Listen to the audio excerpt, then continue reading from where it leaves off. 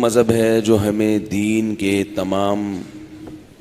کیا بلکہ دنیا کی تمام معاملات میں رہنمائی کرتا ہے.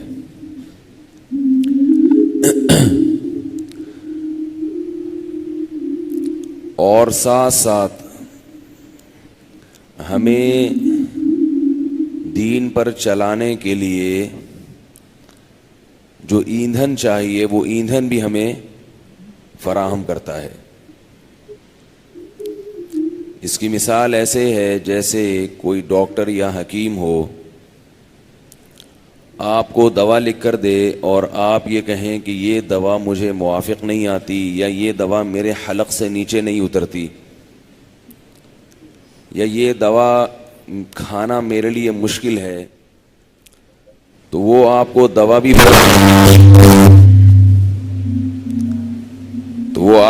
بھی بتائے اور ساتھ ساتھ دوا حلق میں اتارنے کا نسخہ بھی بتائے.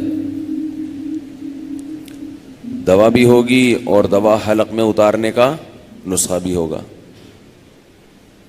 جیسے کوئی کڑوی دوا ہے جو آپ کے حلق میں نہیں اترتی تو کہا جاتا ہے کہ اس میں شہد ملا کے کھا لو، اس میں چینی ملا کے کھا لو. ماں باپ جب بچوں کو دوا کھلاتے ہیں کڑوی دوا تو کیسے لاڑے رپے دیتے ہیں ان کو. تو اللہ تعالیٰ یہ چاہتے ہیں کہ انسان کے دل میں صرف اور صرف کس کی محبت ہو؟ اللہ کی. کیونکہ جب تک اللہ کی محبت دل میں نہیں ہوگی آپ اللہ کے احکام کو فالو نہیں کر سکتے. دو چیزیں ہوتی ہیں نا کسی کے حکم پر چلانے کے لیے، ایک کسی کا خوف اور ایک کسی کی محبت. بعض مرتبہ ہم کسی کے حکم پہ چلتے ہیں اس کے خوف کی وجہ سے، ڈر ہوتا ہے، اور بعض دفعہ ہم کسی کے حکم پہ چلتے ہیں اس کی محبت کی وجہ سے. اور بعض مرتبہ دونوں چیزیں ہوتی ہیں، خوف بھی اور محبت بھی. تو اللہ تعالیٰ نے ہمیں جو دین دیا، جو ہر شعبے میں ہماری رہنمائی کر رہا ہے، اس دین کو فالو، اس کے پیچھے چلنا، اس کی پیروی کرنا ممکن نہیں ہے جب تک کہ دین کا جو حکم دینے والا ہے اس کی محبت ہمارے دل میں نہ ہو اور اس کا خوف ہمارے دل میں نہ ہو.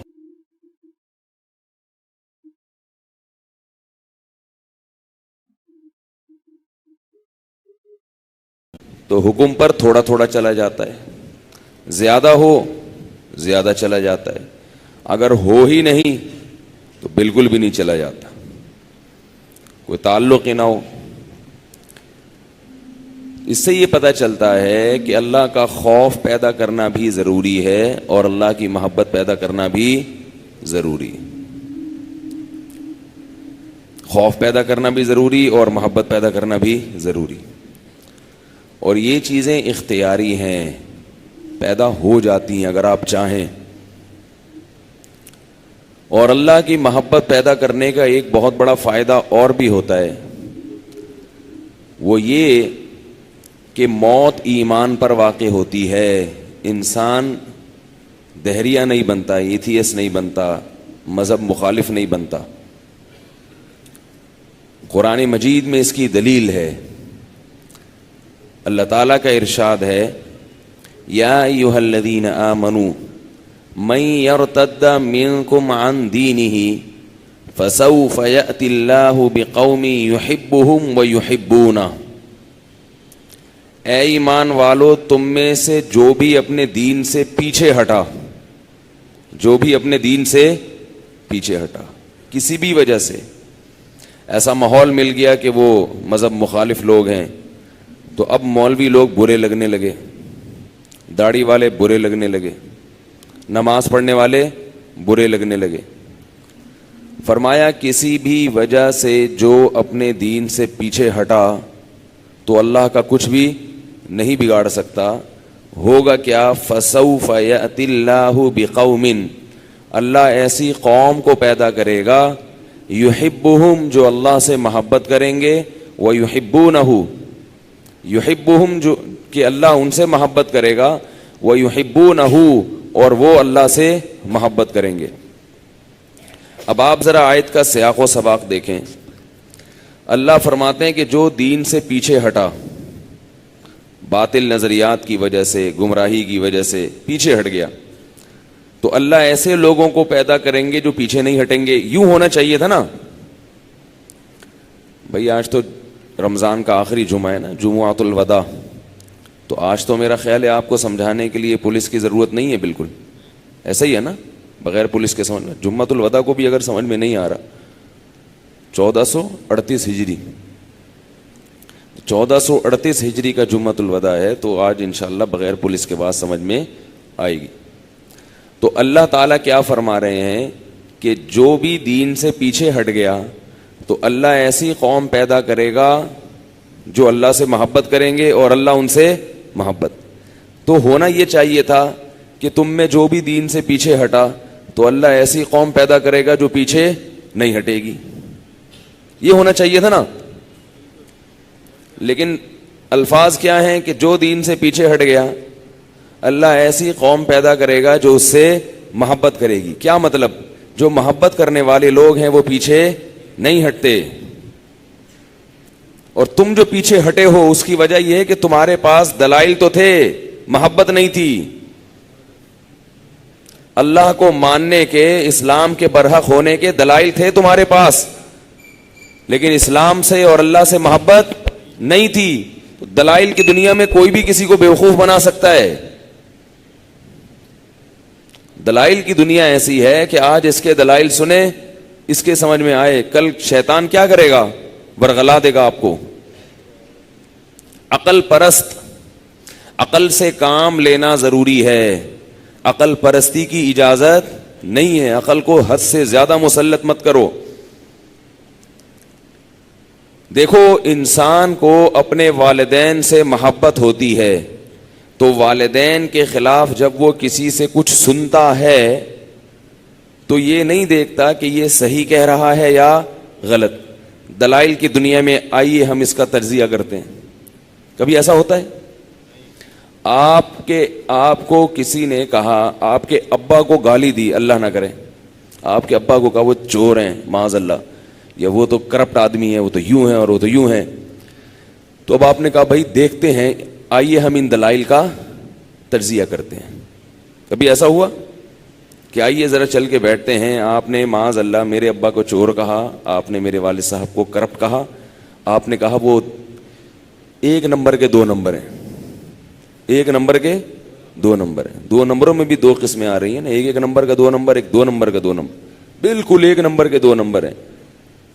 तो उस सारे अलकाबात से नवाजा। अब आप कह रहे हैं कि भाई हो सकता है, तो आइए होटल में बैठते हैं, चाय भी पियेंगे और इस पे डिबेट करते हैं कि आप जो कह रहे हैं वो सही है या गलत। लेकिन अगर मोहब्बत होगी, आप गरेबान पकड़ के घुमाओगे, बोलोगे तू कौन होता है बे, हैं? तूने ये जुर्रत कैसे की, तूने ये जुर्रत कैसे की? अब वो दलाइल के अंबार लगा रहे हैं। आप कहेंगे अगर चोर भी थे तो ये तरीका होता है बताने का, ये तरीका होता है। तू बताता भाई मेरे वालिद साहब ने गलत फहमी से तुम्हारी घड़ी उठा के। तो मसला ये है कि हम दलाइल की दुनिया तो आज बहुत है, वो भी जरूरी है, अल्लाह ने दलाइल भी दिए हैं, लेकिन दिल मोहब्बत से खाली हैं। जब दिल मोहब्बत से खाली हैं तो ईमान खलोता नहीं है। वो मैंने बताया था ना कल बयान में, पक्की रोटी किताब है एक, हमारे हजरत फरमाया करते थे बचपन में एक किताब पढ़ाई जाती थी, उसका नाम था पक्की रोटी, वो पंजाबी में थी। तो उसमें बच्चों को पढ़ाई जाती थी। उसमें एक सवाल ये था कि जे कोई पूछे तोड़ा ईमान खलोता है कि बैठा, तो उसनु दसो के बैठा है, क्योंकि अगर खलोता हुआ ना तो कहीं टुर ना वंजे। जो चीज बैठी भी होती है उसको टुरना, उसको चलाना मुश्किल है, क्योंकि उसको पहले खड़ा करेंगे फिर उसको चलाएंगे, और जो चीज खड़ी हुई है उसको धक्का दो वो खुद ब खुद चलना शुरू हो जाएगी। तो ईमान जे कोई पूछे, आप लोगों से कोई पूछे कि आपका ईमान खलोता है कि बैठा, तो क्या जवाब देना है? बैठा है। खलोता ईमान जो है ना टुर भी सकता है। तो अल्लाह की मोहब्बत अगर दिल में होती है, अल्लाह की मोहब्बत अगर दिल में होती है, अपने दीन और मजहब से लगाव होता है, तो ईमान बैठ जाता है, कोई उस ईमान पर डाका नहीं डाल सकता। और अगर मोहब्बत नहीं है तो जो भी आएगा, कभी कोई कादियानी ले जाएगा अपने पास, कभी कोई मोहम्मद सल्लल्लाहु अलैहि वसल्लम पर एतराज़ात शुरू कर देगा तो उधर चले जाओगे, कभी कोई अल्लाह के खिलाफ बोलना शुरू कर देगा तो उसकी तरफ हो जाओगे।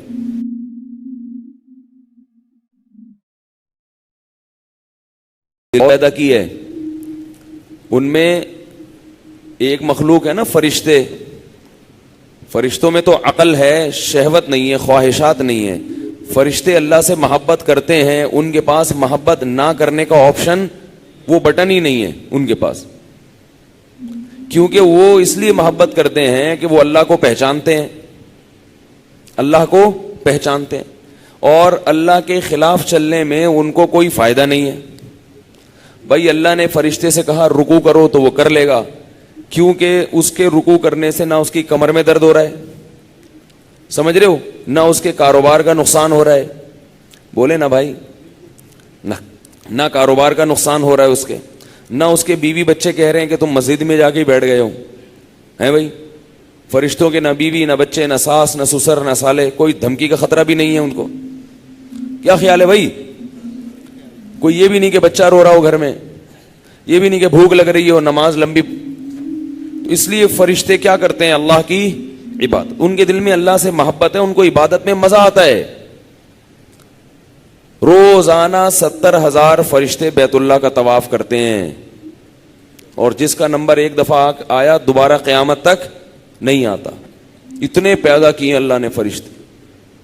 अत्तिस समाउ वहुक्क लहा अन तउत्ता, हदीस में आता है कि आसमान फरिश्तों के बोझ से चिरचिरा रहा है, और उसे चिरचिराना चाहिए, क्योंकि एक बालिश जगह भी आसमान पे ऐसी नहीं कि जिसमें फरिश्ते का सर सजदे में ना हो।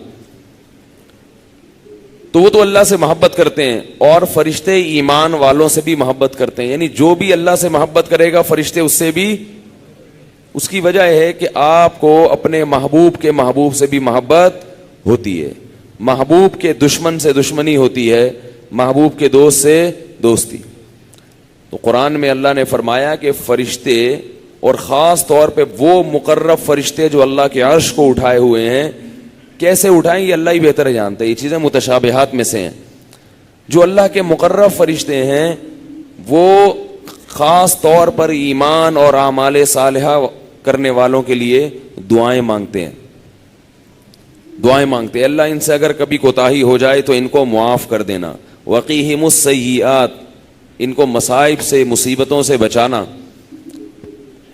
तो फरिश्ते जो थे ना वो तो करते हैं मोहब्बत, और जानवर जो है, जानवर, इनमें अकल ही नहीं है अल्लाह को पहचानने की।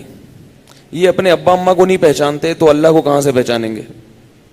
बिल्ली अपने बच्चे को कितना दूध पिलाती है, फीड कराती है, उसे बिल्लों से बचाती है, उसके लिए गोश्त के टुकड़े उठा उठा के लाती है, कहां कहां से महल्ले वालों की नजर से बचाते हुए लेकर आती है, खिलाती है, और जब वो बिल्ली के बच्चे जरा बड़े हुए टाटा करके हमेशा के लिए चले जाते, ताल्लुक खत्म।